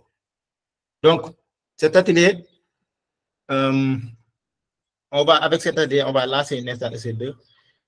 Voir comment on lance une instance EC2 d'abord. Quels sont les prérequis pour lancer une instance EC2, ainsi de suite.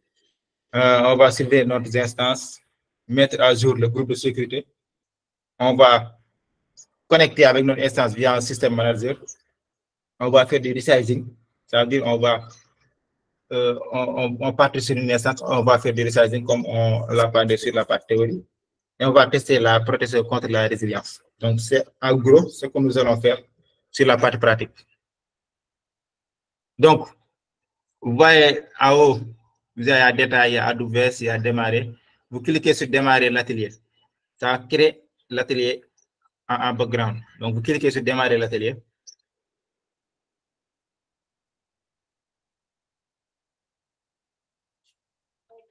Vous cliquez tous sur démarrer l'atelier. Okay. Et vous attendez que l'atelier soit prêt. Il est en train de créer le lab. Vous avez tous cliqué sur démarrer l'atelier. OK, top.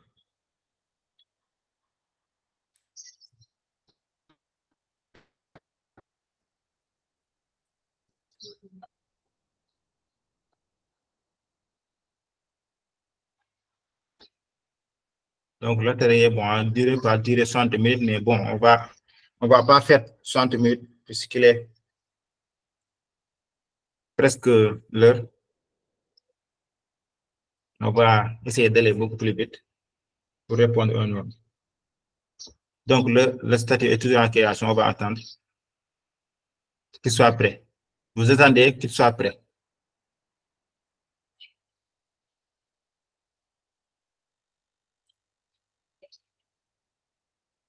C'est bon pour tout le monde? Vous avez lancé? C'est en création? OK. Mr. Bob. OK, Mr. Khan.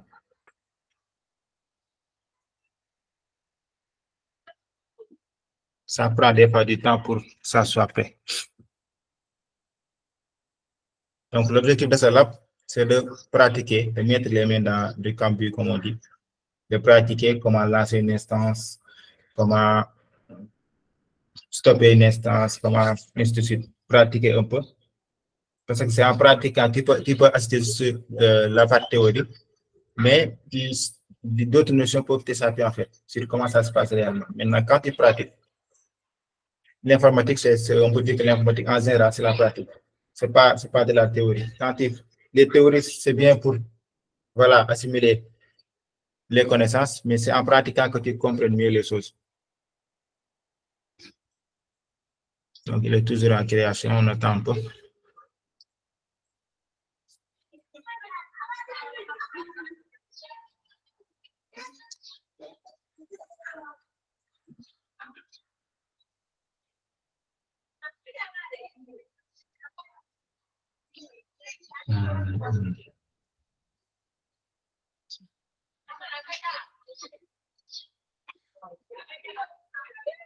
Pour votre côté, c'est prêt, ou bien c'est toujours en création? De votre côté? Toujours en cours de création. Ah, OK. On également. Des fois, ça prend du temps. Toujours en création aussi, de mon côté. OK, super. On va attendre quelques minutes. Des fois, ça prend du temps.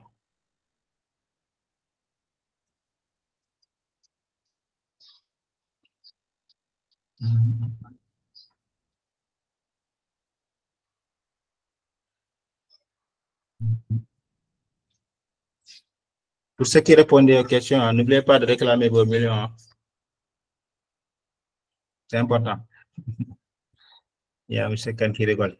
Bon, de mon côté, c'est prêt. Hein? De mon côté, c'est prêt. Donc, on va passer en revue un peu l'atelier. Donc, si c'est OK, c'est prêt de votre côté. Donc, vous pouvez m'attendre, on part ensemble. Donc, l'objectif de cet atelier, donc je venais de vous le dire, c'est de lancer une instance EC2, d'activer la protection contre la résiliation, de surveiller votre instance, d'autoriser, modifier le groupe de sécurité pour que votre serveur web utilise l'accès HTTP, de connecter votre instance à System Manager, et ainsi de suite. Donc, sans plus tarder, on va commencer. Vous allez vous positionner à la tâche 1, qui est de lancer votre instance EC2 et de nommer votre instance EC2, ainsi de suite. Donc, vous pouvez me suivre, on le fasse ensemble. Donc, vous cliquez sur AWS, ici, vous voyez AWS, vous cliquez sur AWS. Ça va vous mener à la console qui est ici. C'est bon. Ok, il y a Ibrahim Diallo qui dit vous pouvez continuer. Dès qu'on a la vidéo, on peut travailler dessus. Ok, super, il n'y a pas de souci. Donc, vous voyez ça, c'est la console AWS. Ça ressemble à ça. Donc, on passe par Internet pour accéder aux services AWS. Les services, c'est plus de 200, comme je vous l'ai dit tantôt. Donc, vous recherchez EC2 sur la barre de recherche là. Vous recherchez EC2. C'est bon pour tout le monde. Vous cliquez sur EC2.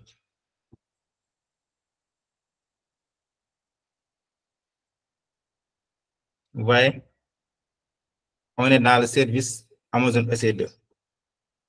Il y a pas pour le moment, il n'y a pas d'instance en cours d'utilisation. Il n'y a rien. Donc, on veut créer notre instance EC2. Pour ce faire, vous descendez et vous voyez lancer une instance. Vous voyez lancer une instance.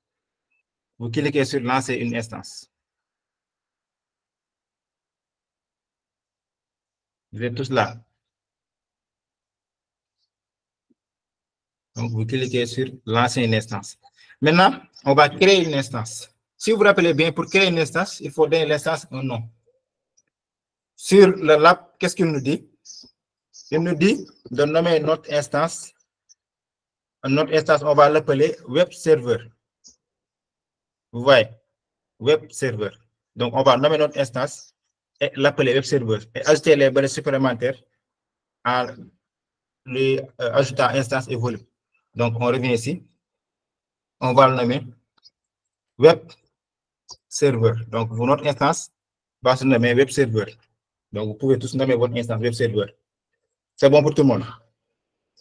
Et ajouter des balises supplémentaires, instance, volume. C'est des tags en fait pour taguer notre instance. Jusque-là, c'est bon. Maintenant, après avoir choisi le nom, qu'est-ce que vous avez dit? Après avoir choisi le nom, on choisit l'AMI. L'AMI, c'est le template de base qu'on va utiliser pour lancer notre instance. Cet exercice nous demande de lancer un serveur Microsoft Windows 2019. Si vous voyez bien, qu'est-ce qu'on nous dit? Choisir une AMI.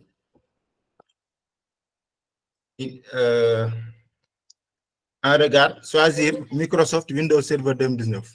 Donc, cet exercice nous recommande de choisir Microsoft Windows Server 2019. Donc, ça sera notre AMI, en fait, notre template de base pour lancer notre instance EC2 qui va être l'instance Microsoft Windows Server en quelque sorte. Donc, comment le faire? Vous voyez ici sur AMI, on a déjà choisi le nom. Vous cliquez sur recherche et vous, exemple, vous recherchez Windows. Sur la barre de recherche, vous recherchez Windows. Donc, vous voyez, il y a Microsoft Windows Server 2022, Core Base, ainsi de suite. Pour notre exercice, il nous demande de choisir le Microsoft Windows Server 2019. Donc, ça va nous servir de template de base pour lancer notre instance EC2. Donc, on sélectionne Microsoft Windows Server 2019. On est d'accord? Donc, vous sélectionnez Microsoft Server 2019. Donc, on a donné le nom. On a choisi l'AMI. Maintenant, on peut procéder. Qu'est-ce qui reste? Après avoir choisi le nom, l'AMI, on doit choisir le type d'instance. Le type d'instance, c'est les capacités du processeur et de la mémoire pour piloter notre instance. Dans cet exercice, il nous demande de choisir le T2 micro. Le T2 micro, c'est une famille qui a un CPI de CPI et 1 giga de mémoire. Maintenant, si vous utilisez, par exemple, votre propre instance dans le cadre du travail, vous pouvez utiliser d'autres types de familles. En utilisant 5 CPI, 4 CPI, 10 giga de mémoire, c'est juste à toi de voir, à vous de voir en fait. Donc, pour l'exercice, on choisit du T2 micro. C'est l'exercice qui nous demande de choisir le T2 micro qui va se comporter de 1 CPI et 1 giga de mémoire. Et c'est suffisant pour le test qu'on va faire. Après, on va choisir les paires de clés. Les paires de clés, c'est quoi? Ça va nous permettre de se connecter via notre instance, via SSH. Mais pour cet exercice-là, on n'a pas besoin de se connecter via SSH au niveau de notre instance. Raison pour laquelle on ne va pas le choisir. Donc, on va continuer sans perdre de clé. Mais si vous voyez bien, c'est déconseillé de faire. Quand vous lancez votre instance, toujours créez votre key pair. C'est ce qui est recommandé. Créez votre key pair et pour vous connecter à une date, par exemple, de vous connecter via SSH au niveau de votre instance. Donc, c'est déconseillé ce que je vais faire. C'est juste l'exercice qui le demande de faire. Mais c'est déconseillé. Je pense que vous me comprenez ce que je veux dire. Donc, vous continuez sans perdre de clé. Les labs, on a provisionné les labs. On ne peut pas faire d'autres choses qu'ils ne n'ont pas demandé en fait. Raison pour laquelle on va faire que ce qu'ils nous ont demandé.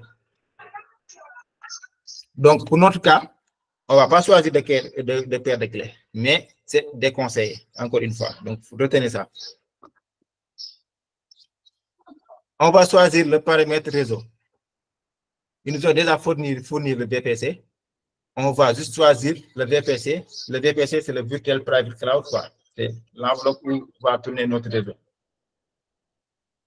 Donc, on va choisir le lab VPC. Ils nous ont demandé de choisir le lab VPC. Et le public subnet. Le public subnet, c'est quoi? C'est le sous-réseau que nous allons déployer notre instance C2. Rappelez-vous, pour lancer une instance C2, on la déploie dans un subnet, ça veut dire dans un sous-réseau. Maintenant, là, on a choisi un sous-réseau public. Un sous-réseau public va nous attribuer automatiquement ce qu'on appelle une adresse IP publique, qui va nous permettre après de se connecter via Internet. On est d'accord? Donc, on a choisi le nom, l'AMI, le type d'instance, le key pair. Là, on est sur les paramètres réseau. On l'a mis dans un subnet, ça veut dire dans un sous-réseau.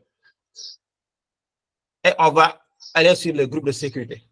Concernant l'exercice, il nous demande de prendre un groupe de sécurité existant qu'il a déjà créé lui. Mais si vous voulez, vous lancez votre instance, vous pouvez, quand vous lancez votre instance, créer en même temps votre groupe de sécurité et définir les règles pour établir le contact entre l'extérieur et votre instance EC2. Ça veut dire que déterminer du HTTP, du HTTPS, du SSH, ce que vous voulez. Mais pour cet exercice, il nous demande de sélectionner un groupe de sécurité existant qu'ils ont déjà créé à notre place et qu'il n'a pas les règles requises pour la connexion Internet. Après, c'est à nous de le modifier pour établir la connexion HTTP en fait. Donc, vous venez sur groupe de sécurité et vous choisissez Web Server Sécurité Group. Donc, c'est le groupe de sécurité. Si vous vous rappelez bien, c'est un pare-feu virtuel qui va définir le trafic au niveau de notre instance C2. C'est bon. Maintenant, on a le stockage. Le stockage, si vous vous rappelez bien, on peut dire que c'est là où va installer le système d'exploitation de l'instance. Ce stockage que vous voyez là, c'est le volume racine. Il est automatiquement attaché à l'instance. C'est comme notre disque local C et notre machine. Le système d'exploitation qu'on a défini, qui est le Windows Server 2019, va être installé sur ce stockage-là, qui est de 30 Go. Comme on peut augmenter, comme on peut diminuer, c'est juste à nous de voir. Est-ce que vous comprenez? Maintenant, si vous voulez ajouter d'autres volumes additionnels, il suffit juste de venir ici, ajouter d'autres volumes additionnels qui vont être liés à notre instance. Mais pour cet exercice, on n'en a pas besoin. Mais juste, il faut comprendre qu'il y a deux types de volumes, le volume EBS racine et le volume EBS additionnel. Donc, le volume EBS racine, ça est là. C'est 30 Go et c'est lié à notre instance. Jusque-là, ça va. Maintenant, on va dans les détails avancés. Maintenant, on est en train de lancer notre instance EC2. Et on veut que quand on lance notre instance EC2, il nous crée un serveur web et un site web en même temps. Sur cet exercice, je défile. Maintenant, pour ce faire, pour après se connecter via System Manager, ça va nous permettre de se connecter pour voir qu'est-ce qu'on a déployé, de voir à quoi ressemble notre instance. Maintenant, ce qu'on appelle les profils d'instance IAM, c'est des rôles. Ça veut dire des casquettes que le service porte pour entrer en contact avec d'autres services. Donc, on ne l'a pas énuméré sur cette session, parce que c'est totalement une session qu'on doit parler de IAM, de rôle, raison pour laquelle je ne l'ai pas énuméré. Mais on va utiliser ça pour établir le contact avec d'autres services chez AWS. Ce qu'on appelle les rôles. Donc, pour cet exercice, on va utiliser le rôle l'app instance profil rôle. Ça va nous permettre de se connecter via System Manager après. Donc,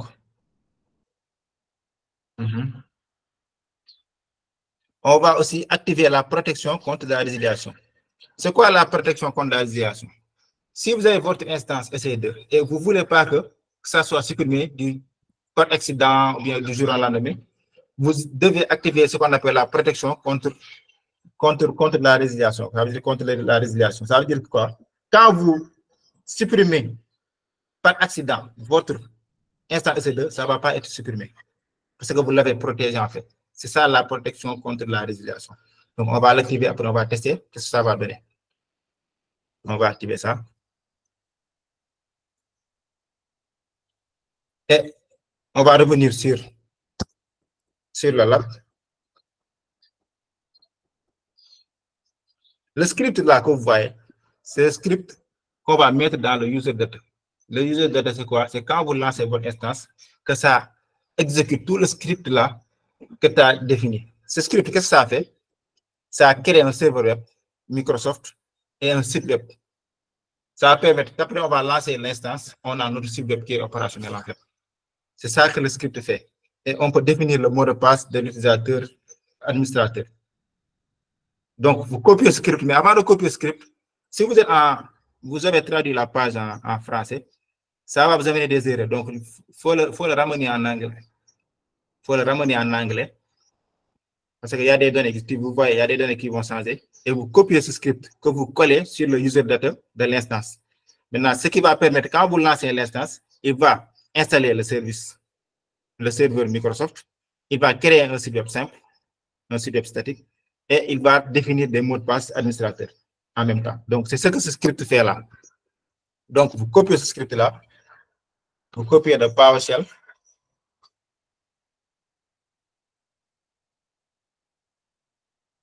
Jusqu'ici.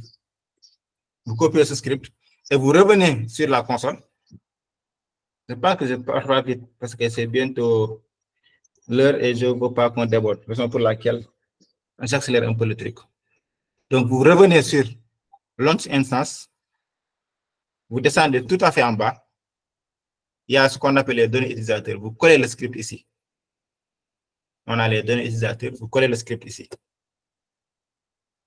C'est bon pour tout le monde. Maintenant, script, quand on l'a lancé une instance, il va donner le nom de l'instance. Il va l'appeler web server. Il va choisir le Microsoft Server 2019 comme AMI. Il va utiliser le T2 micro. Il ne va pas utiliser de KPR puisqu'on l'a choisi. Il va utiliser le subnet, le public subnet 1 comme sous-réseau où il va déployer l'instance. Il va utiliser le groupe de sécurité qu'on lui a demandé de faire. Et il va encore une fois exécuter le script qu'on vient de lui donner. Maintenant, on va lancer notre instance pour voir. Vous voyez tout le processus qu'on a suivi pour lancer une instance. Donc, notre instance est lancée avec succès. Donc, si vous êtes ici, vous revenez sur instance. Vous voyez, notre instance qui s'appelle Web Server est en train d'être lancée, mais ce n'est pas encore totalement opérationnel. Ça va prendre 1 à 2 minutes pour qu'il soit lancé totalement opérationnel. Est-ce que vous comprenez? Donc, vous voyez un peu les étapes qu'on a fait pour lancer notre instance EC2. On a choisi le nom qui est le Web Server. On a choisi l'AMI, le groupe de sécurité, le type de réseau, le type d'instance pour arriver juste à lancer une instance EC2 qui est comme ça. Donc, maintenant, oui, M. Ba. En fait, j'arrive de remarquer quelque chose sur moi qui est un peu bizarre pour moi. Quand j'ai lancé, j'ai remarqué quelque chose qui est un peu bizarre pour moi. Quand j'ai lancé, en fait, l'instance, on m'a demandé forcément d'activer le QPR. Ils ont demandé de lancer le QPR? Oui, d'activer. Oui, mais c'est optionnel, hein, je crois. Bonjour. Non, je crois que c'est optionnel. Ouais. Oui, optionnel. Non, pas, ok. Par On défaut, ne te force pas de choisir le QPR, mais juste on te conseille de le faire en fait. Ok. Parce qu'on m'a demandé le nom par défaut et je vois là-bas vos keys. Peut-être c'est une erreur de ta part, mais quand tu vas le faire, il te dit de ne pas choisir de keeper. Il te met en parenthèse. Je vois ici. Et en bas, il a créé un autre keeper, tu vois? Oui, c'est moi le problème en fait. J'avais fait sélectionner là où choisir existing keeper. Exactement, c'est ça. Donc, vous voyez, on a lancé notre instance. Le temps de faire ça. Notre instance est en cours d'exécution, mais il n'est pas totalement opérationnel. C'est-à-dire, le compteur des statiques doit être à 2/2. Doit être complètement opérationnel. Là, il est en train de l'initialiser. Si vous avez déployé votre application, là, quand vous allez utiliser, par exemple, l'adresse IP publique, vous n'allez pas voir de grand chose parce qu'il est en train de créer l'instance. Il n'est pas encore totalement opérationnel. Donc, on va un peu visualiser les détails avant que ça soit opérationnel. Donc, vous voyez notre instance, c'est ça l'adresse IP publique. Donc, quand on veut maintenant se connecter via l'instance, voir notre site web, on va utiliser cette adresse IP publique-là pour voir le site web qu'on a déployé. On est d'accord? Maintenant, ce que vous voyez là, c'est l'adresse IP privée. C'est l'adresse IP qui l'attache à l'instance. Dès qu'on lance, ça va rester intact, il ne va pas changer ça. Même si on arrête l'instance et on le redémarre, ça ne va pas changer. Ça restera le même. Donc, surveillance, là, c'est les métriques de notre instance, le CPI, les réseaux entrants, réseaux sortants, ainsi de suite. Ça, c'est les métriques qui vont, quand il y a un pic de CPI, c'est ici qu'on peut le voir. Quand il y a un pic de réseau entrant, ainsi de suite, c'est ici qu'on va le voir. Donc, c'est ici un peu la surveillance de l'instance. Donc, la sécurité, si vous vous rappelez bien, on avait défini un groupe de sécurité qui s'appelait Web Server Sécurité. Mais il n'y avait pas grand-chose. Après, on va y revenir. Donc, notre instance est toujours en initialisation. On réactualise pour voir. Il est toujours en initialisation. Donc, on va un peu dans les actions pour vous montrer. Donc, quand vous venez sur surveiller et dépanner, vous cliquez sur obtenir la capture d'instance, vous verrez à quoi ressemble un peu notre instance. C'est comme ça ressemble un peu notre instance. Parce qu'on a lancé une instance EC2 en se basant sur une AMI Windows Server 2019. Donc, c'est à ça que ressemble notre instance. Un peu. Donc, on va revenir sur l'instance. On attend. Vous voyez que l'instance maintenant est complètement opérationnelle. Maintenant, puisqu'on avait lancé un site web au démarrage, qu'est-ce qu'on va faire? On va voir qu'est-ce qui se passe avec notre site web. On est d'accord. Maintenant, pour ce faire, on clique sur l'adresse IP publique. On ouvre un onglet. On colle notre adresse IP publique et on voit s'il va venir ou pas. Si vous voyez bien, ça continue de tourner. Ça veut dire que ça ne va pas venir du tout. Pourquoi? Parce qu'on n'a pas défini une règle permettant la connexion HTTP. Là, on est à HTTP. C'est non secure. Vous voyez, on est en HTTP. Pourquoi il ne peut pas accéder à notre site? Parce qu'on n'a pas défini au niveau des groupes de sécurité une règle entrante qui va permettre de visualiser notre site web. Maintenant, on va faire ça. C'est ce qu'on appelle ce que je vous disais du deny implicite. Tout ce qu'on n'a pas défini sur le groupe de sécurité, par défaut, il le refuse. Donc, on revient sur notre instance EC2. Vous voyez l'onglet totalement à gauche, groupe de sécurité. Vous cliquez là-dessus. Vous voyez le web server sécurité là. C'est le groupe de sécurité qu'on avait attaché à notre instance quand on l'a lancé. On est d'accord. Maintenant, on va définir des règles. On va modifier une règle entrante. Maintenant, qu'est-ce qu'on va dire au groupe de sécurité? On va dire que maintenant, laisse passer tout le trafic HTTP qui va venir au niveau de notre instance. Pour se définir ça, qu'est-ce qu'on fait? On ajoute une règle. Vous venez ici, vous ajoutez une règle. Vous dire, laisse passer tout le trafic HTTP qui utilise le port 80 et qui vient de n'importe où. Si tu personnalises le source, par exemple, si tu vis, ça vient que de la machine de bas, si quelqu'un se connecte, il ne va pas avoir accès à mon site. Mais pour pallier à ça, tu dis que tout, de n'importe où, IPv4, laisse connecter le trafic, laisse passer le trafic HTTP. Et maintenant, on va ajouter cette règle, on va enregistrer cette règle. C'est ça un groupe de sécurité, une règle de groupe de sécurité. C'est une règle entrante qu'on est en train de définir pour dire de laisser le trafic HTTP pour toute source, de n'importe où. Donc, on enregistre les règles. Les groupes de sécurité entrantes ont été modifiés avec succès. Donc, on va repartir, tester notre site pour voir. Vous voyez, maintenant on a accès à notre site web. Est-ce que vous voyez? On avait déployé notre site web, mais on n'avait pas accès parce qu'on n'avait pas défini le trafic HTTP. Raison pour laquelle on n'avait pas accès à notre site web. Maintenant, supposons que au lieu de HTTP, on se connecte via HTTPS, par exemple. On va se connecter via HTTPS pour voir qu'est-ce que ça va donner. On revient sur l'instance. On clique sur l'instance. On ouvre l'adresse directement pour qu'il l'ouvre en HTTPS. Vous me suivez? Maintenant, si on l'ouvre via HTTPS, qu'est-ce qui va se passer selon vous? Et pourquoi cela ne l'affiche pas quand on l'ouvre en HTTPS? Question à vous. Question. Oui, M. Thierry. Je pense qu'on n'a pas défini le port. Hein. Et comme c'est un HTTPS, ça doit fonctionner dans le port 443. Hein. Très bien.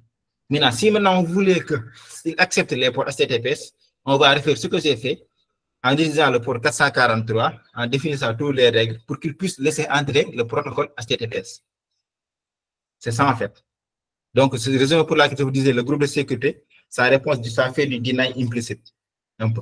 Raison pour laquelle, quand on se connecte via HTTP, le site est accessible, on peut le voir. Mais quand on connecte via HTTPS, on ne peut plus le voir parce qu'on n'a pas défini cette règle-là. Donc, c'est bon pour tout le monde. Jusque-là, c'est bon. OK, top. Donc, on va faire aussi du resizing. Je vous ai tout parlé de resizing. Le resizing, c'est par exemple quand on utilise l'instance, mais on se rend compte que l'instance qu'on utilise, c'est moins performant. Et on va aller sur une instance beaucoup plus performant, ou bien l'instance est trop performant. On peut diminuer les choses pour aller sur une instance moins performante. C'est ça, c'est dans ce cadre qu'on fait du resizing. Maintenant, pour faire du resizing, il faut au préalable arrêter l'instance, faire le resizing et redémarrer l'instance. Maintenant, pour ce faire, on est sur l'instance, tu viens sur l'état de l'instance, tu arrêtes d'abord l'instance, tu arrêtes l'instance complètement. Maintenant, tu arrêtes l'instance complètement. On attend qu'il soit arrêté parce qu'il dit arrêt en cours, il n'est pas totalement arrêté.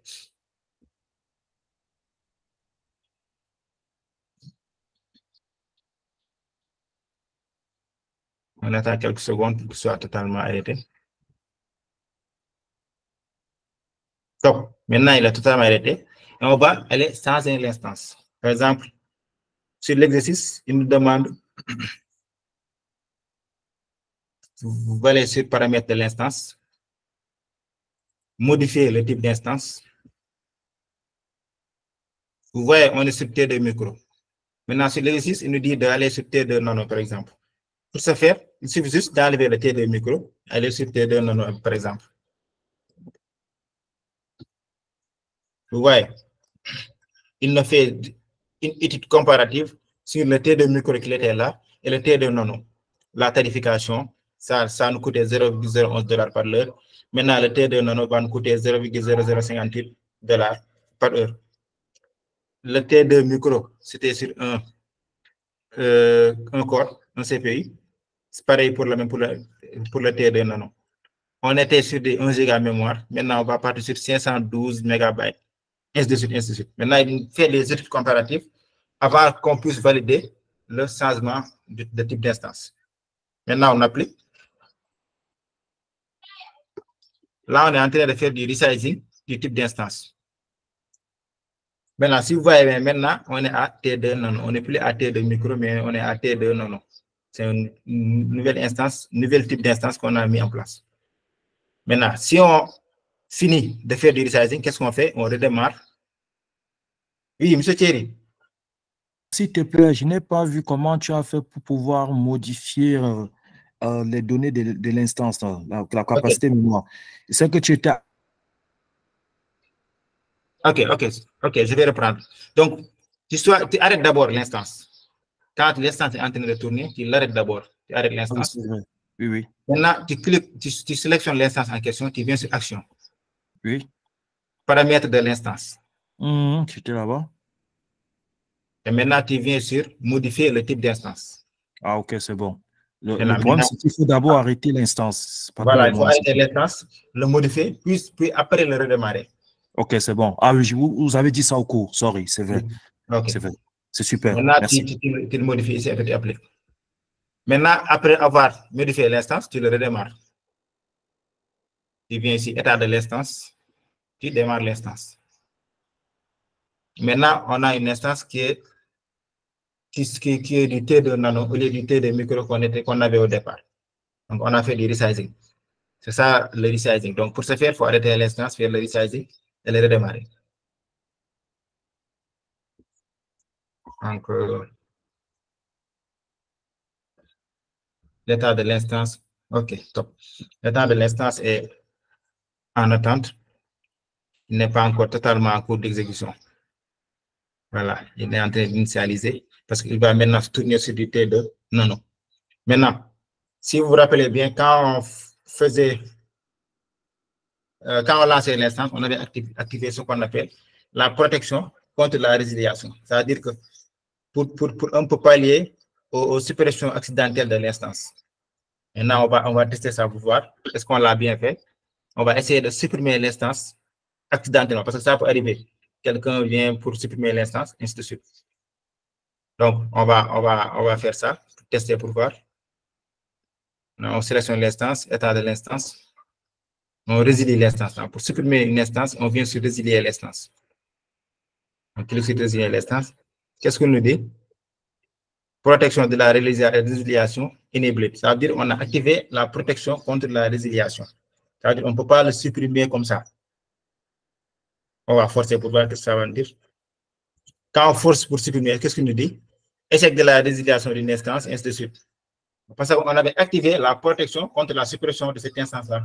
Maintenant, pour complètement le supprimer, il faut aller désactiver ça pour plus le supprimer. Donc, c'est juste une mesure de sécurité qu'on met en place pour ne pas avoir ce genre de problème, en fait. Jusqu'ici, c'est bon. Ok, top. Donc, on a, c'est-à-dire que je pense qu'on a un peu débordé, hein?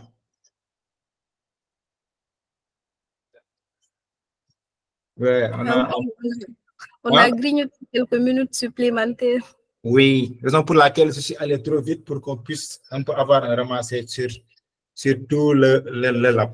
Mais en gros, c'est ça un peu l'idée. C'était l'idée de lancer une instance, de surveiller les instances, de mettre à jour une groupe de sécurité pour voir comment ça se passe.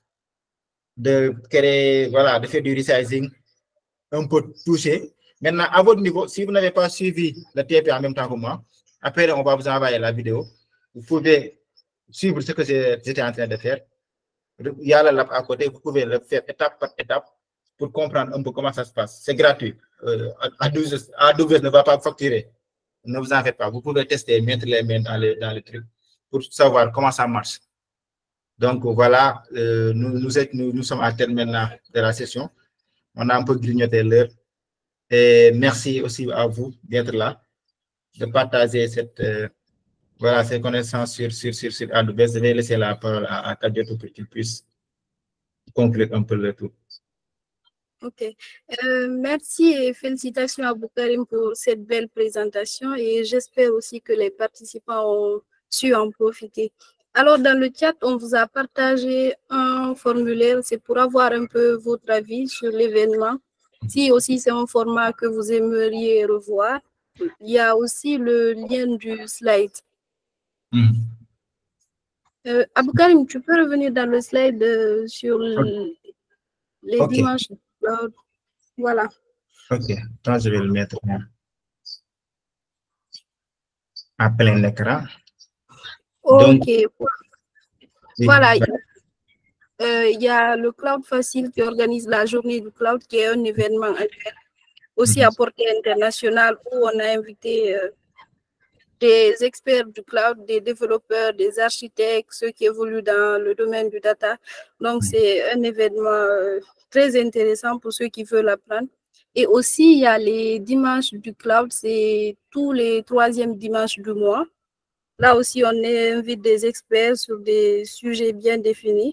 Et aussi, toutes les vidéos, là, vous pouvez les revoir dans la chaîne YouTube.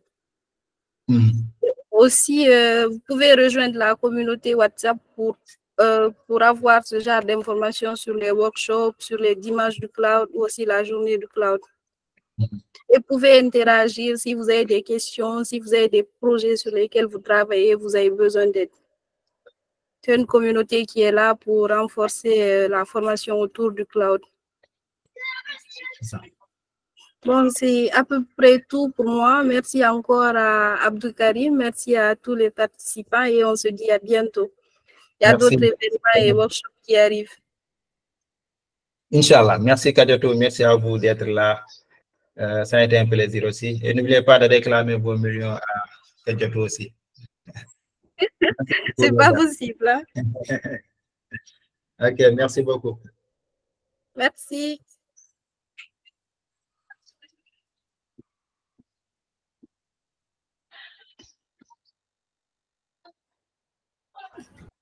En tout cas, il y a Thierry qui a levé la main.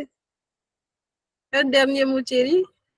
Thierry, ok, oui, encore. Je dis vraiment merci pour tous. Merci à l'entraîneur. C'était vraiment super. C'était un plaisir pour moi.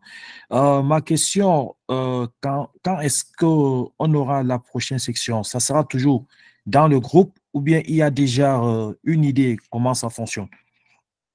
Bon, déjà, il y a un workshop. Ah, coach Kébé, voilà le coach qui va faire la prochaine session. Ce sera la configuration du CLI. Ça sera pour quand exactement? Je pense dans 2 semaines, parce qu'après, il y a le dimanche du cloud. Donc, en tout cas, dans tous les cas, les informations seront partagées dans la communauté WhatsApp. Ok, c'est super. J'ai dit parce que je viens d'entrer dans la communauté et je pense que comme c'est WhatsApp, beaucoup d'informations, je ne peux pas les voir. Donc, c'est pour ça que pour être à jour, s'il y avait possibilité de me partager autant d'informations que j'ai besoin, ça sera vraiment très propre, très clean, quoi. D'accord. Toutes les informations seront mises à temps dans la communauté WhatsApp. Je partage le lien ici. Et n'hésitez pas aussi à remplir le formulaire pour avoir un peu vos impressions et vos attentes. Non, je vais le faire. Sinon, comme je dis, c'était top. Ok, merci. Et beaucoup de courage à vous aussi. Hein. Merci à vous aussi. Okay, au revoir, à bientôt. Au revoir, à bientôt.